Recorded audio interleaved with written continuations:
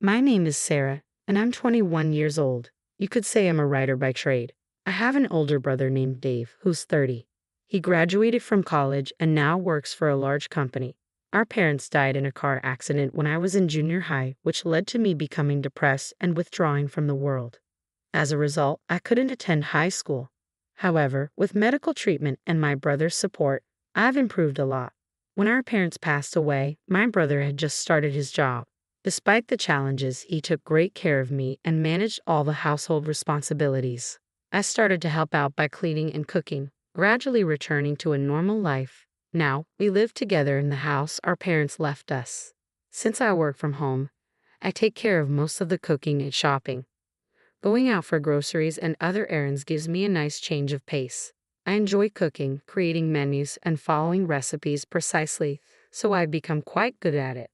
When I was shut in, Dave bought me a laptop and encouraged me to explore the world I didn't know yet. I started exploring all sorts of worlds on the internet, wanting to visit the places I saw in online photos and videos, whether from video sharing sites or message boards. Sometimes Dave would take me, and other times I'd venture out on my own. Without Dave's support, I might still be shut in. Eventually, I learned about the concept of working from home. Bit by bit, I started working, which led to more opportunities to go out, and I managed to return to a normal life. After our parents passed away, Dave became like a parent to me. He has this perfect balance of kindness and strictness. He was always serious about his studies, which helped him secure a job at a major company after graduating from a national university. Now, 7 years have passed, and he's been promoted to a senior position. There's been a change in Dave. He used to be shy around women, but after seeing all his friends get married, he finally started dating someone he met through a friend. 2 years later, she proposed, and they decided to get married. One day, Dave told me there was someone he wanted me to meet and invited me to dinner at a traditional American-style restaurant. A bit shyly, he introduced me to the woman who would become my sister-in-law. She graduated from the same university as Dave and is 2 years younger. She works at a major food company and has wavy, shoulder-length hair that gives her a mature appearance. Nice to meet you. I'm his sister, Sarah. Please take good care of my brother. Pleasure to meet you. I'm Anne. You're such a cute sister. I've always wanted a sister, so I'm really happy you're going to be my sister-in-law. Her makeup was quite strong, but she had the air of a lovely woman. Then she started asking me about myself. Dave graduated from a good university, so Sarah, you must have gone to a decent college too, right? My brother answered for me. Actually, Sarah didn't go to college. When our parents passed away, she was in her 3rd year of middle school and struggled with mental health issues. It took her some time to recover, but she's living a normal life now. What? Sick in middle school?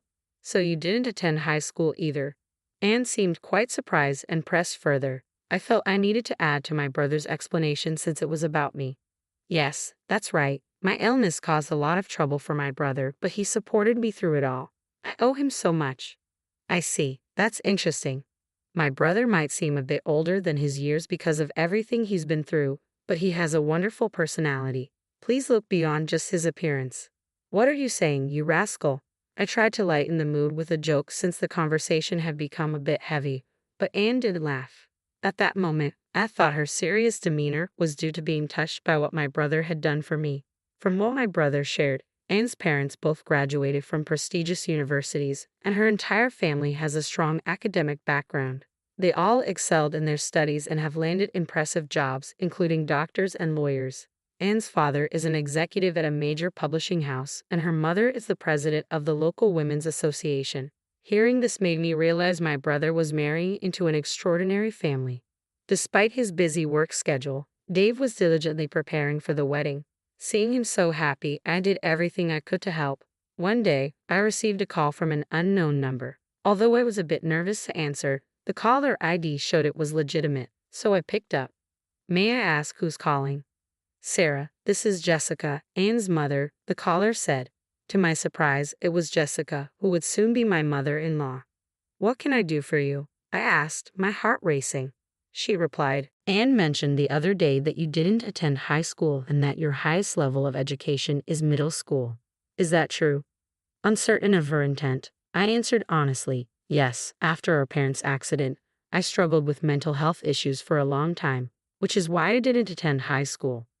I understand your situation, but it's a fact that you're a middle school graduate, correct? Yes, that's correct. Well, I have a favor to ask. Would you consider not attending Dave and Anne's wedding? Actually, I'd prefer if you didn't come at all. What do you mean? I was taken aback by such an unexpected request. Dave and Ann both graduated from top universities, and my husband and I did too. All of our relatives have college degrees as well. Yes, and honestly, you're a bit slow on the uptake, aren't you?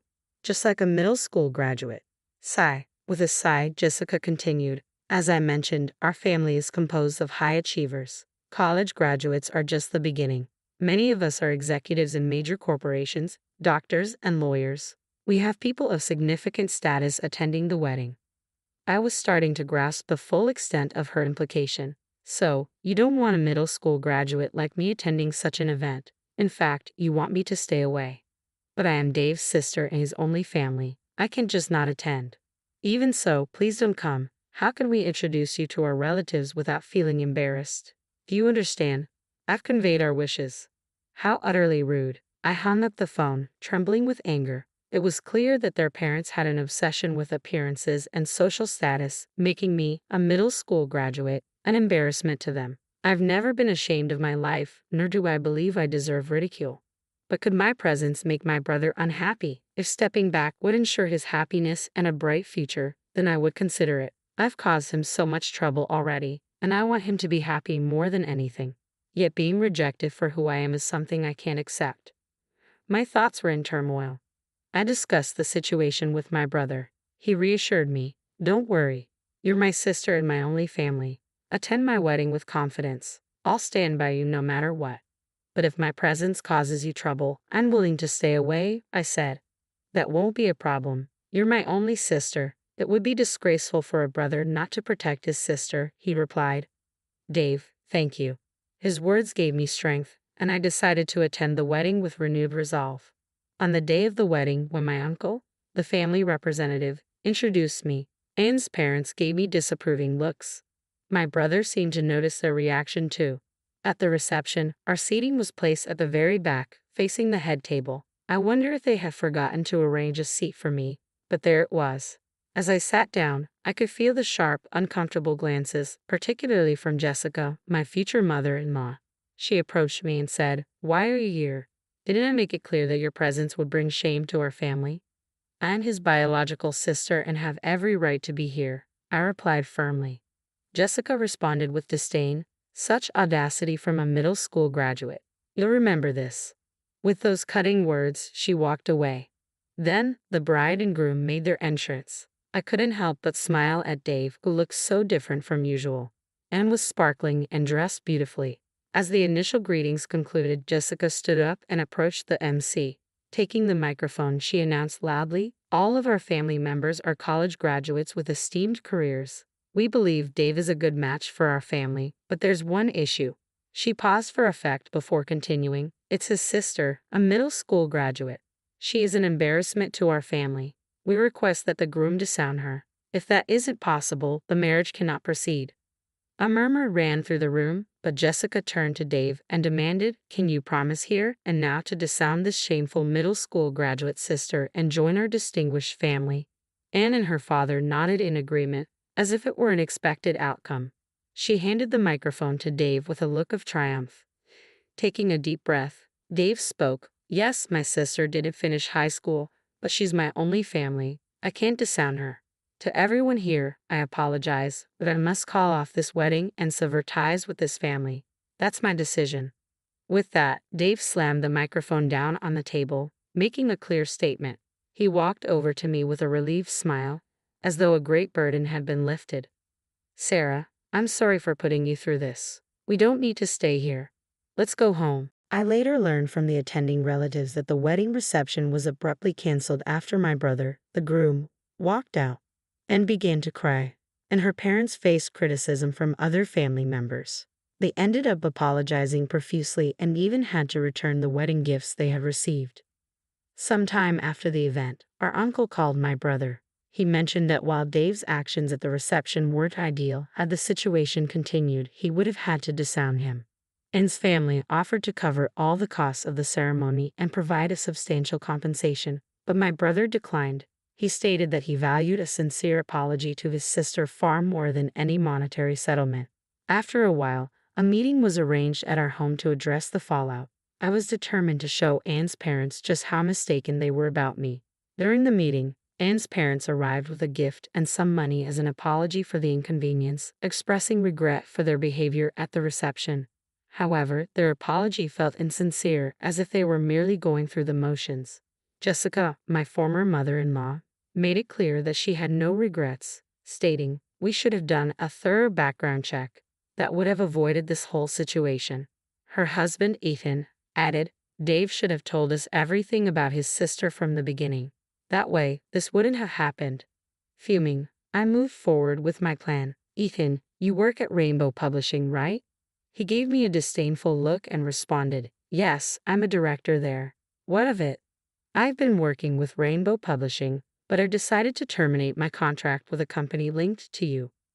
"Is that supposed to bother me? There are plenty of other writers. Your departure won't make a difference."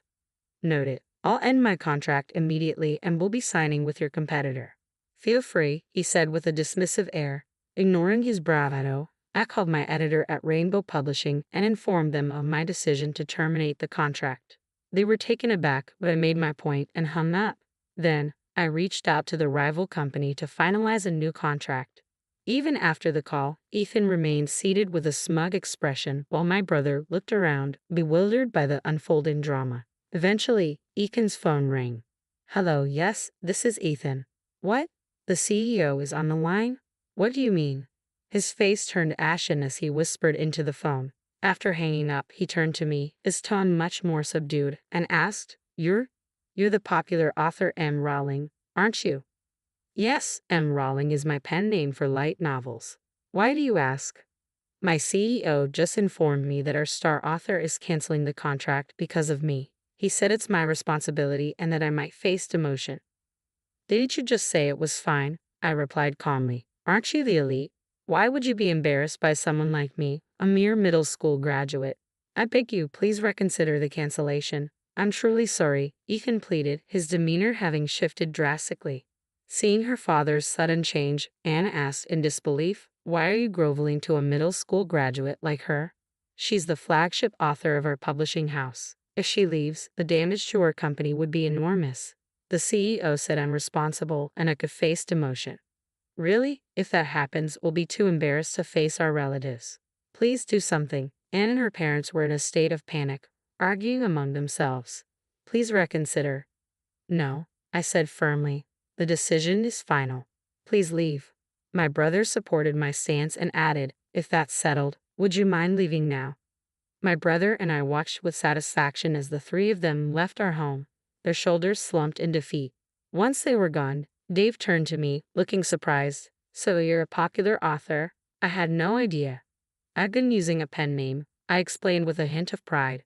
"I posted a story online last year, and it became quite popular. Rainbow Publishing reached out to me for a contract, and I've been making a good amount of money from it." His smile broadened, and it felt like the first time in a long while that I'd seen him so genuinely happy. With that, the broken engagement was entirely behind us. Anne has been searching for a new partner, but the scandal has tarnished her reputation, and no one seems interested in her. She has retreated from public life and even quit her job.